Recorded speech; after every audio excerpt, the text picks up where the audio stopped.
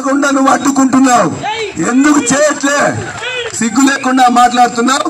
నీకు సిగ్గు శరం ఉంటే ముందు రాజీనామా చేసి మళ్ళా పీసరకు రా, మళ్ళా సోర్సిపల్లికి రా.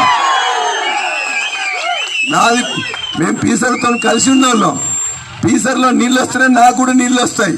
నా భూమి కూడా ఇక్కడే ఉంది కదా, మీ అంబడే ఆనుకొని ఉంది కదా.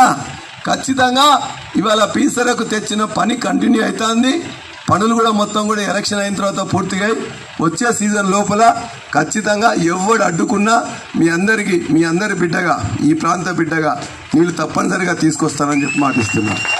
రెండో అంశం, మా అక్కజనులకు రైతు బంధు ఇస్తా అని చెప్పేసి ఇవాళ కాంగ్రెస్ పార్టీ వచ్చింది. రైతు బంధు వేసిందా? రైతు బంధు వేసిందా? రైతు బంధు వేసిందా? ఒట్లకు 500 రూపాయలు ఇస్తామని చెప్పిండ్రు. ఒట్లకు 500 రూపాయలు ఇస్తామని చెప్పింది, ఇచ్చిండ్రా? ఒట్లకు 500 రూపాయలు ఇస్తామని చెప్పింది, ఇచ్చిండ్రా?